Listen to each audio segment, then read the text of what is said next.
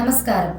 హిందువులు ఎటువంటి అనుకోని పరిస్థితులు సమస్యలు ఎదురైనా గ్రహస్థితి బాగోలేదు అని అంటూ ఉంటారు.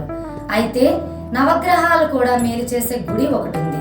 ఈ క్షేత్ర విశేషాలేంటో ఇప్పుడు మన ఆర్ఎంకే టీవీ ద్వారా తెలుసుకుందాం. నవగ్రహాల్లో సూర్య భగవానుడిది కీలక స్థానం. యావత్ ప్రపంచానికి ఆయన వెలుగులు ప్రసరింపచేస్తూ జీవ వైవిధ్యాన్ని సంరక్షిస్తాడు. నవగ్రహ స్తోత్రంలో ఆదిత్యాయచ అంటూ మొదట సూర్యదేవుణ్ణే ప్రార్థిస్తాం. సూర్య భగవానుడు ఇతర గ్రహాలతో కలిసి ప్రతిష్టమైన దివ్య క్షేత్రమే తమిళనాడు కుంభకోణం సమీపంలోని సూర్యనార్ కోవిల్. ఈ క్షేత్రానికి సంబంధించిన స్థల పురాణం ప్రకారం కల్వముని అనే యోగి కుష్ఠరోగ వ్యాధితో బాధపడుతుండేవాడట. తనకు బాధ నుంచి విముక్తి కలిగించమని అతను నవగ్రహాలను ప్రార్థించాడు. దీంతో అనుగ్రహించిన గ్రహాధిపతులు ఆ వ్యాధి నుంచి విముక్తి కలిగించారట. దీనిపై సృష్టికర్త బ్రహ్మ ఆగ్రహం వ్యక్తం చేశాడు. మానవుల్లో మంచి చెడులకు సంబంధించిన ఫలితాలు ఇవ్వడమే గ్రహాల పని అని చెబుతూ తమ పరిధిని అతిక్రమించిన గ్రహాలను భూలోకంలోని శ్వేత పుష్పాల అటవీ ప్రాంతానికి వెళ్ళిపోమ్మని శాపం పెడతాడు. దీంతో భూలోకానికి వచ్చిన నవగ్రహాలు లయకారకుడైన పరమేశ్వరుని కోసం తపస్సు చేస్తారు. వారి తపస్సుకు మెచ్చిన పరమేశ్వరుడు ప్రత్యక్షమై వారికి శాప విముక్తి కలిగిస్తాడు. వారు ఎక్కడైతే తనను పూజించారో అక్కడ వారికి మహాశక్తులను ప్రసాదించాడు. ఈ క్షేత్రంలో ఎవరైనా భక్తులు వచ్చి తమ బాధలను తీర్చమని నవగ్రహాలను వేడుకుంటూ ప్రార్థిస్తే వారికి బాధల నుంచి ఉపశమనం కలిగేలా వరాన్ని ప్రసాదించాడు పరమేశ్వరుడు. ఈ ఆలయంలో నవగ్రహాలకు ప్రత్యేకమైన ఆలయాలున్నాయి.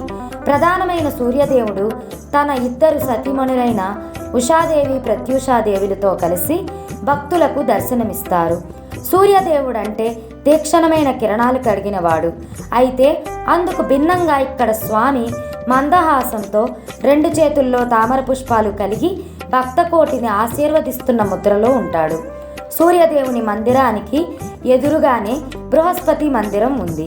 నవగ్రహాలకు వాటి వాహనాలు ఇక్కడ కనిపించకపోవడం గమనార్హం. క్రీస్తు శకం 11వ శతాబ్దంలో చోళరాజైన కులుత్తొంగ చోళుడు ఈ ఆలయాన్ని నిర్మించినట్లు చారిత్రక ఆధారాలు ఉన్నాయి. అనంతరం విజయనగర రాజులు ఇతర రాజవంశాలు ఆలయాన్ని అభివృద్ధి చేశారట. తమిళ మాసమైన తాయి నెలలో జరిగే రథసప్తమి వేడుకలను ఇక్కడ వైభవంగా నిర్వహిస్తారు. ఈ ఆలయంలో రథసప్తమి వేడుకలను వైభవంగా 10 రోజుల పాటు నిర్వహిస్తారట. గ్రహ బాధల నుండి విముక్తి పొందడానికి వేలాది మంది భక్తులు ఈ ఆలయానికి వస్తుంటారు. గ్రహ బాధలు ఎక్కువగా ఉన్నవారు 12 ఆదివారాలు ఆలయంలోనే బస చేసి పూజలు సాంత్వన కలిగించమని వేడుకుంటారు. ఇందుకోసం ప్రత్యేకంగా నాడీ పరిహారం, నవగ్రహ హోమాలు, సూర్య అర్చన తదితర పూజలు నిర్వహిస్తారు. తులావారంలో భాగంగా తమ బరువుకు సమానమైన గోధుమలు, బెల్లం తదితర వ్యవసాయ ఉత్పత్తులను ఆలయానికి సమర్పిస్తుంటారు. ఇలాంటి మరెన్నో పుణ్యక్షేత్ర విశేషాలతో పురాణ గాథలతో మళ్ళీ కలుసుకుందాం.